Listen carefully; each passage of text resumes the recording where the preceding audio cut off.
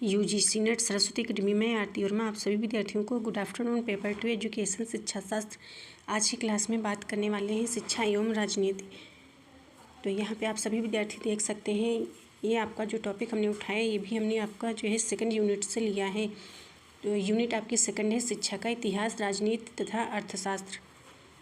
तो यहाँ से हमने ये टॉपिक आपका उठाया। आप यहाँ पे देख सकते हैं शिक्षा एवं राजनीति, यह हेडिंग है। तो इसको आपको जानना है क्या है। शिक्षा एवं राजनीति एक दूसरे के पूरक माने जाते हैं।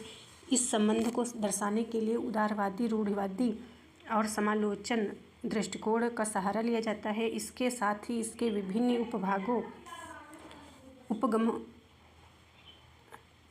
उपगमों के जो है अध्ययन के साथ राजनीतिक विकास तथा राजनीतिक समाजीकरण का अध्ययन किया जाता है। तो ये आप समझ लीजिए इसके अंदर क्या पढ़ना है आपको। अब आपको देखना है यहाँ पे देखना है इसके अंतर्गत हेडिंग्स आपकी कितनी आएंगी। मतलब ये आपका जो है डी पार्ट है यूनिट 2 से शिक्षा का मतलब शिक्षा एवं राजनीति। इसके अंतर्गत आपको पढ़ना है 3 हेडिंग्स हैं आपके। इसके अंतर्गत शिक्षा एवं राजनीति के संबंध आपको पढ़ना है, जिसके अंतर्गत शिक्षा में राजनीति हेडिंग्स आती है एक। और आपको जो है एक हेडिंग्स ये है आपकी शिक्षा के राजनीति संबंधी दृष्टिकोण हो गया है, जिसमें ये तीनों हम आज कवर करेंगे। इसके बाद आप देख सकते हैं यहाँ पे राजनीति को समझने के जो है उपागम। तो ये हेडिंग्स आपकी हैं।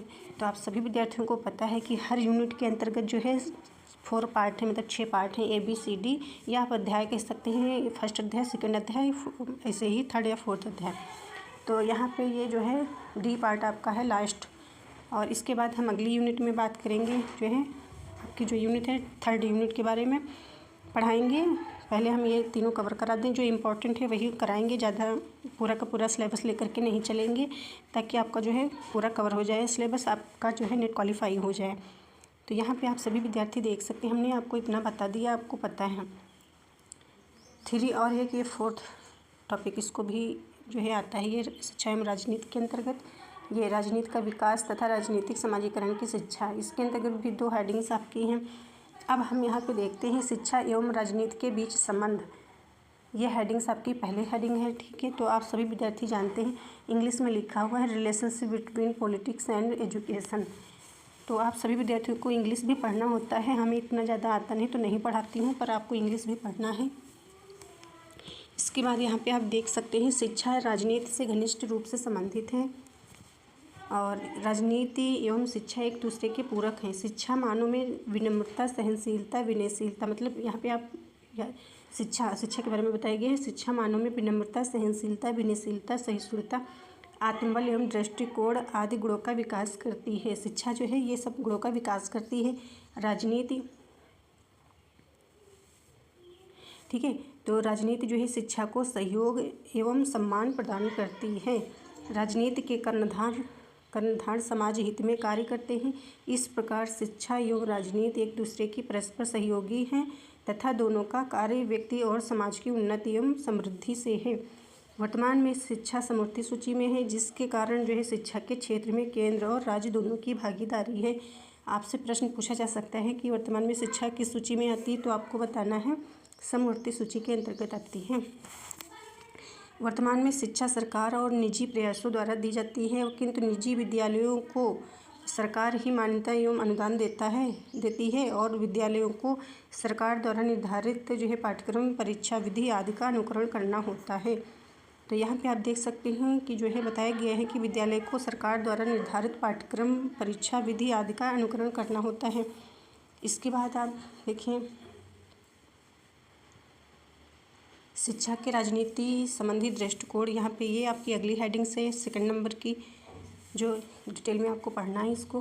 तो यहाँ पे आप सभी विद्यार्थी देख सकते हैं शिक्षा के राजनीति संबंधी दृष्टिकोण हैं ये आपके। तो यहाँ पे देख सकते हैं शिक्षा का प्रमुख उद्देश्य देश का सामाजिक एवं राजनीतिक विकास कर देश को विकास एवं उन्नति के पथ पर अग्रसर करना है। यहाँ पे बताया गया है जिससे कि शिक्षा का जो है प्रमुख उद्देश्य है कि देश का जो है सामाजिक एवं राजनीतिक विकास कर देश को विकास एवं उन्नति के पथ पर अग्रसर करना होता है। राजनीतिक संबंधी दृष्टिकोण निम्न है, मतलब कौन से हैं, तो यहाँ पे आप देख सकते हैं, इम्पोर्टेंट है, इसको जो है आप याद कर लीजिएगा अच्छे से। उदारवादी दृष्टिकोण एक आपका हो गया, इंग्लिश में लिखा हुआ है लिबरल परफेक्टिव, ठीक है, सॉरी। और इसको आप अच्छे से पढ़ लीजिएगा। और फिर आता है रूढ़िवादी दृष्टिकोण आता है, फिर आपका समालोचनात्मक दृष्टिकोण आता है। तो ये तीनों हेडिंग्स हम आज आपको पढ़ाएंगे। इसके बाद आप देख सकते हैं जो है उदारवादी दृष्टिकोण। तो इसमें आपको पढ़ना है उदारवादी दृष्टिकोण क्या होता है। ये जो है शिक्षा के क्षेत्र के बारे में बताता है उदारवादी। और यहाँ पे देख सकते हैं उदारवादी दृष्टिकोण समाज में लोगों के अलग अलग समूह हैं जिनके हित मतलब जिनके हित में एक दूसरे से बिल्कुल विरुद्ध है और राजनीति के द्वारा ही उनके हितों में तालमेल बैठाया जाता है। उदारवादी दृष्टिकोण के अनुसार व्यक्ति एक विवेकशील प्राणी है। उदारवादी दृष्टिकोण शिक्षा के क्षेत्र के बारे में जो है सोचता है। परिभाषा क्या है, परिभाषा देख सकते हैं उदारवादी दृष्टिकोण के अनुसार। परिभाषा मतलब उदारवाद का अर्थ आप देख सकते हैं। ये परिभाषा उदारवाद का अर्थ है स्वतंत्रता अर्थात बाह्य प्रतिबंधों, यानी कि स्वतंत्रता अर्थात बाह्य प्रतिबंधों से व्यक्ति की स्वतंत्रता और अपने विश्वास के अनुसार कार्य करने की स्वतंत्रता से है। ये आपकी परिभाषा हो गई, इसको आप याद कर लीजिएगा। इसके अनुसार अर्थ क्या होता है उदारवाद का। इसका अर्थ होता है कि स्वतंत्रता होता है, मतलब बाह्य प्रतिबंधों से जो है व्यक्ति की स्वतंत्रता अपने विश्वास के अनुसार कार्य करने की जो है स्वतंत्रता से है। इसके बाद आप देख सकते हैं ये तो 2 बार तो हमने। इसके बाद आप परिभाषा देख सकते हैं। ये यहाँ पे देख सकते हैं जो है उदारवादी जो है इनके अनुसार परिभाषा उदारवादी की जो सारटोरी के अनुसार जो है परिभाषा है उदारवादी के अंतर्गत की परिभाषा है। उदारवाद व्यक्तिगत स्वतंत्रता न्यायिक सुरक्षा तथा संवैधानिक राज्य का सिद्धांत तथा व्यवहार है। हाब हाउस के अनुसार स्वतंत्रता उदारवाद का मूल तत्व है। और विशेषताएं आप देख सकते हैं, यहाँ कुछ हमने जो है विशेषताएं ली हैं और बहुत सारी विशेषताएं हैं। तो यहाँ पे देख सकते हैं उदारवाद दृष्टिकोण की जो है विशेषताएं। यहाँ पे आप देख लीजिए मानवीय विवेक में आस्था हो जाएगा। और एक पॉइंट आपका सेकंड है इतिहास तथा परंपराओं का विरोध, मानवीय स्वतंत्रता की धारणा में विश्वास करना और समाज तथा राज्य कृत्रिम संगठन लोकतांत्रिक पद्धति का समर्थन उदारवाद के प्रकार हो जाएगा। यहाँ पे ये उदारवादी दृष्टिकोण के जो है प्रकार हैं, 3 प्रकार होते हैं। ये जो है 3 भागों में बटा है। एक हो गया आपका परंपरागत या नकारात्मक जो है उदारवाद होता है, एक सकारात्मक आधुनिक उदारवाद होता है, एक समकालीन उदारवाद होता है। जिसके अंतर्गत आप जानते हैं इसमें जो है परंपरागत जो है नकारात्मक, इसके अंतर्गत जो है नकारात्मक सोचते हैं, ठीक है, नकारात्मकवाद है तो नकारात्मक सोचते हैं जो परंपरा में चली आ रही हैं जो हैं, जैसे कोई रीति रिवाज है उसी को अपनाया जाता है। सकारात्मक आधुनिक उदारवाद जैसे कि कोई परंपरा चली आ रही रीति रिवाज जो है तो उसको जो है हम आधुनिक तौर पर उसको चेंज कर सकते हैं दृष्टिकोण के अनुसार। और ये समकालीन जो जैसे कि पहले जो रीति रिवाज थे वैसे प्रेजेंट टाइम में भी हों, इसी प्रकार से आप सभी विद्यार्थी इसको अच्छे से पढ़ लीजिएगा, 1-2 बार पढ़िएगा, समझ में आएगा। इसके बाद आप देख सकते हैं रूढ़िवादी दृष्टिकोण क्या होता है। तो यहाँ पे आप देख सकते हैं ये सेकंड हेडिंग्स है आपकी। तो यहाँ पे देख सकते हैं रूढ़िवादी किसी नए सिद्धांत एवं विचार को परखे बिना रूढ़िवादी किसी नए सिद्धांत एवं विचार को परखे बिना प्राचीन विचारों सिद्धांतों एवं संस्थानों को कायम रखने का समर्थन जो है करते हैं। तो यहाँ पे आप समझ गए कि जैसे कि रूढ़िवादी किसी नए सिद्धांत एवं विचारों को परखे बिना जो है प्राचीन विचारों सिद्धांतों एवं संस्थानों को जो है कायम रखने का समर्थन करती है। मतलब इसमें ये बताया गया है कि जो है जो इतिहास रहा है उसी को जो है फॉलो किया जाता है।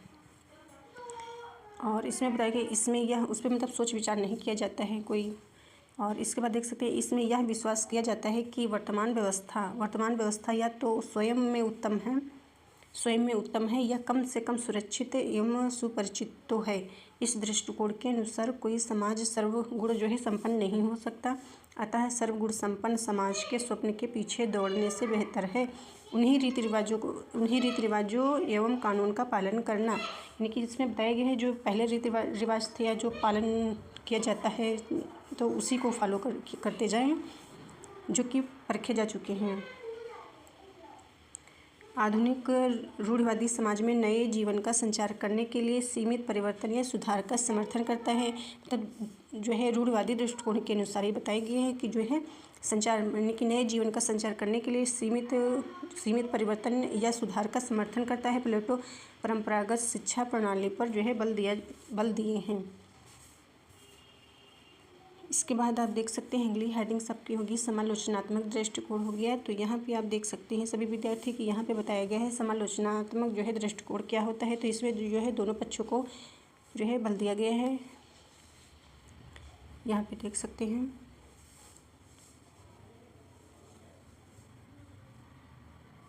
और यहाँ पे रूढ़िवादी दृष्टिकोण है जो भूत में जीना चाहता है, यानी कि जो हमने अभी आपको बताया कि जो है रूढ़िवादी दृष्टिकोण हो गया, तो वो जो है भूत में जीना सिखाता है उसके अनुसार, उस दृष्टिकोण के अनुसार, व्यू के अनुसार। तो दूसरी जो है उदारवादी है, ठीक है। एक आपकी उदारवादी थी दृष्टिकोण, तो उदारवादी दृष्टिकोण जो है वो वर्तमान एवं भविष्य में जीना सिखाता है। यानी कि आपने देखा कि उदारवादी के अंतर्गत वर्तमान एवं भविष्य में जीना सिखाता। फिर दूसरा जो आया रूढ़िवादी, वो जो है भूत में जीना सिखाता। और इसके बाद जो है आप देख सकते हैं परंतु शिक्षा का समालोचनात्मक दृष्टिकोण इन दोनों के मध्यम मार्ग है। मतलब ये जो है दोनों को अपनाता है, जिससे दोनों में से किसी की भी अनदेखी किए बिना दोनों के सकारात्मक पक्षों एवं पद्धतियों के महत्वपूर्ण सिद्धांत लिए गए हैं जो समाज को एक नवीन प्रगतिशील मार्ग पर अग्रसर करते हैं। मतलब समालोचनात्मक जो दृष्टिकोण है ये जो है शिक्षा के क्षेत्र में आलोचना करता है। और आज की क्लास में इतना ही, और मिलते हैं अगले क्लास में। आप सभी विद्यार्थी अच्छे से पढ़ते रहें और अच्छे से पढ़ाई करें, मेहनत करें ताकि आपका जो है निकल जाए जून में। और जो बच्चे जो है पहले पढ़ चुके हैं उनके लिए तो बहुत ही ज़्यादा मेहनत करनी है, क्योंकि आपको जो है जल्दी से जल्दी आपका नेट क्वालिफाई हो और आप आगे बढ़ें। और जिन बच्चों ने फर्स्ट टाइम स्टार्ट किया है उनके लिए भी बेहतर है कि आप पूरा सिलेबस कवर करने की कोशिश करें, क्योंकि आपको जब आप क्वालिफाई भी हो जाएंगे उसके बाद जो है आपको जो टीचिंग लाइन में जाना है, आपको प्रोफेसर बनना है, आपको पढ़ाना पड़ेगा, तो आपको नॉलेज होना चाहिए। नॉलेज के तौर पे जो है आपका आगे भी तो पेपर होना है, जो आप असिस्टेंट प्रोफेसर की तैयारी करेंगे या PhD करेंगे, तो आपका सब्जेक्ट जो है अधिक से अधिक कवर होना चाहिए। उसको अच्छे से पढ़िए। फर्स्ट पेपर सभी विद्यार्थी आप सभी जो है फर्स्ट पेपर भी पढ़ते रहें, क्योंकि ऐसे आपको पढ़ना है। आपको फर्स्ट पेपर को जो है सुबह पढ़ना है, ठीक है। सुबह आप उठ करके पढ़िए और सेकंड पेपर आप शाम को पढ़िए। इसको जो है आपको शाम में पढ़ना है। वो भी कितने घंटे पढ़ना है? 6 घंटे शाम को आपको पढ़ना है। इसको जो है कि समथिंग आप 3 घंटे दे सकते हैं फर्स्ट पेपर को। इसी प्रकार से आप पढ़ते जाएँ और आपका जो है नेट क्वालिफाई हो जाएगा। Thank you.